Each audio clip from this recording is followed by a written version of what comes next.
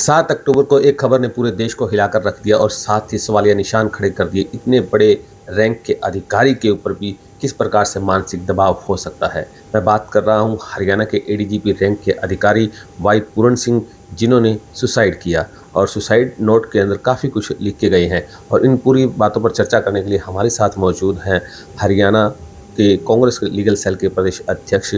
खोवाल साहब। बहुत बहुत स्वागत सर। Thank you. इतनी बड़ी घटना जिसने पूरे देश को हिलाकर रख दिया, इतने बड़े रैंक का अधिकारी भी क्या ऐसा कदम उठा सकता है? ऐसा है, देखो, परसों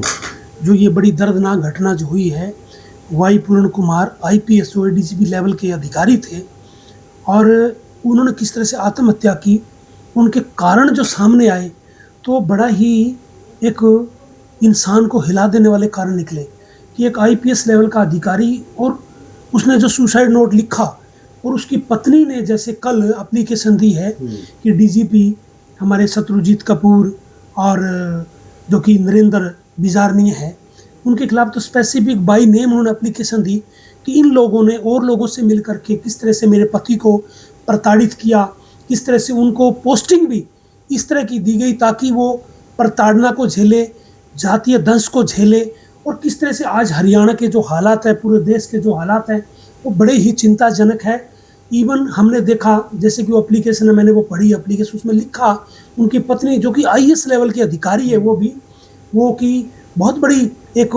आईएएस का अधिकारी होने के बावजूद उन्होंने जो एक मार्मिक जो पत्र लिखा एफआईआर दर्ज कराने के, उसमें उसने बाकायदा लिखा, कहा है कि केवल मेरे पति की मौत पे मुझे और मेरे बच्चों को न्याय ही नहीं मिलना चाहिए, पब्लिक में ये न्याय दिखना भी चाहिए कि ये न्याय हो रहा है। और बावजूद उसके भी जैसा कि हम देख रहे हैं उनके खिलाफ शायद अभी तक मुकदमा भी दर्ज नहीं हुआ। ये बड़ा ही चिंता का विषय है कि किस तरह से अधिकारियों को जाति के नाम पर, किस तरह से अधिकारियों को प्रताड़ना दी जाती है, किस तरह से इस तरह के दंश झेलते हैं। आज हालात देश के बहुत ख़राब हैं। आज अगर मैं सही करूँ को सही बताऊँ तो chief justice of India Gavai ji, जिसकी कोर्ट में राकेश किशोर एडवोकेट जूता मारने की एक घटना जो हमारे सामने आई और चीफ जस्टिस साहब ने उदारता को दिखाते हुए कहा कि इसके खिलाफ कोई कार्रवाई नहीं की जाए, कोई कंटेम्प्ट ऑफ कोर्ट नहीं बनाई, कोई क्रिमिनल ऑफेंस नहीं बनाया, SC/ST एक्ट का कोई अपराध उसके खिलाफ नहीं कोई दर्ज हुआ। बावजूद उसके भी वह राकेश किशोर पब्लिकली मीडिया के सामने आकर के बोल रहा है और कह रहा है कि अगर परमात्मा मुझे दोबारा भी कोई ऐसा आदेश देगा तो मैं दोबारा भी इस तरह की घटना दोबारा भी मैं करूँगा। और किस तरह से बेखौफ लोग, जिसको आज सलाखों के पीछे होना चाहिए था, वो पब्लिक में और एक मीडिया में बयान दे रहा है। और एक हमारे जो कि वामचुंग, जो कि एक देश में उसने इतना बड़ा बदलाव किया, उसने लद्दाख में और पूरे देश में एक पर्यावरणविद के रूप में काम किया, उसने किस तरह से एक साइंटिस्ट के रूप में काम किया, किस तरह से उसने सेना के लिए एक नई चुनौती जो सेना के सामने होती थी सर्दियों में, गर्मियों में, वो लड़ाई लड़ने के लिए, वो हमारी देश की सेना जो कि बॉर्डर पे सर्दी में वहाँ नहीं रह सकती, उसके लिए उन्होंने कितनी बड़ी एक डिवाइस का इजाद किया। उस व्यक्ति को देश में, हिंदुस्तान में और विदेशों में भी कितने ही उसने अवार्ड लिए, मैग्सेसे पुरस्कार से उसको सम्मानित किया गया। उसको देश ने और भी अवार्ड देने चाहिए थे, वो सलाखों के पीछे हैं और वो भी क्या रासुका लगा करके उसके खिलाफ, और इस तरह से वो जोधपुर की जेल में उसको अंदर डाल दिया गया। और जो व्यक्ति चीफ जस्टिस ऑफ इंडिया के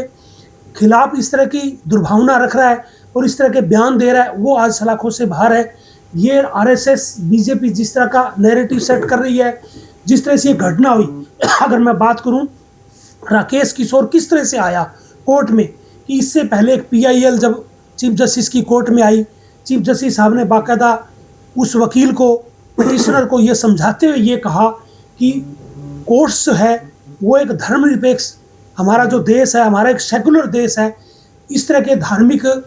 प्रस्थानों के बारे में हमको इंटरफियर नहीं करेंगे। उन्हें बाकायदा कहा, उसको समझाया कि कोर्ट इस तरह से नहीं करेगी। अगर हम आज ये आदेश देते हैं ये मूर्ति को दोबारा से इसका अनावरण इसकी लगाने का, तो कल को दूसरे धर्म के लोग भी यहाँ कोर्ट्स में आएंगे। हमारा देश जो सेकुलर है, इसलिए आप, वो जब उसने प्रतिक्रिया की कि मेरे भगवान ने ऐसा कहा है, तो जब सुप्रीम कोर्ट के जस्टिस ने बड़ी शालीनता से उसको समझाया कि आप दोबारा से आराधना करें, परमात्मा से आराधना करें कि ऐसा कर लें, ऐसा हो जाए। लेकिन उसको किस तरह से आरएसएस ने, एक आर्मी ट्रोल उनका जो काम करती है, उसने उसको पब्लिकली ये दिखाया कि चीफ जस्टिस ने ऐसा गलत किया, ऐसे शब्दों का यूज़ नहीं करना चाहिए था। बाकायदा चीफ जस्टिस ने बाकायदा प्रेस में बयान दिया कि मेरे खिलाफ इस तरह का ये नैरेटिव जो चलाया जा रहा है ये गलत है, मेरी ऐसी कोई दुर्भावना नहीं है, मैं सभी धर्मों का सम्मान करता हूँ, मैं मंदिरों में भी जाता हूँ। ठीक है, मैं बौद्ध धर्म को मानता हूँ, पर मैं मंदिरों में भी जाता हूँ, मैं मस्जिदों में भी जाता हूँ, मैं गिरजा घरों में भी जाता हूँ, पर मेरी कोई ऐसी दुर्भावना ऐसी नहीं। बावजूद उसके भी एक इस तरह का पब्लिक में एक सोशल मीडिया के थ्रू लोगों की भावनाओं को इस तरह भड़काया गया, और भड़काने का ही एक परिणाम था कि राकेश किशोर बाकायदा कोर्ट में आया और उसने एक जूते की ये घटना जो की, ये बड़ी दुर्भाग्यपूर्ण है। आज उसको सलाखों के पीछे होना चाहिए। सरकार इस पर कोई कार्रवाई नहीं करी है, सरकार को भी तुरंत इस पर कार्रवाई करनी चाहिए। दर्शकों की जानकारी के लिए बता देता हूँ, वाई पूर्ण सिंह जी की जो पत्नी थी, वो जिस वक्त उन्होंने सुसाइड की उस वक्त वो जापान में थे, मुख्यमंत्री जी के जो डेलीगेट था उनके साथ वहाँ गए हुए थे। और जब उन्हें ये जानकारी मिलती है तो वापस आते हैं। आज मुख्यमंत्री साहब जो है उनसे मिलेंगे और आगे क्या होता है ये तो अभी पता लगेगा। लेकिन मैं इकबाल साहब ये जानना चाहता हूँ, क्या इस जो सुसाइड नोट के अंदर जो नाम लिखे गए हैं, क्या इतने बड़े अधिकारी के ऊपर जो आरोप लगे हैं, जिस प्रकार से उनको घसीटा गया है, या मतलब उन्होंने आरोप लगाए हैं, तो क्या कार्रवाई करने के लिए किस प्रकार की प्रक्रिया होनी चाहिए या होती है? इसमें देखो 306 आईपीसी जो हमारा आईपीसी का सेक्शन है, और इसके अलावा SC/ST एक्ट का अपराध जो है ना वो बनता है, और तुरंत इसमें एफआईआर होनी चाहिए थी, उनकी गिरफ्तारी होनी चाहिए थी। एक आईएएस और आईपीएस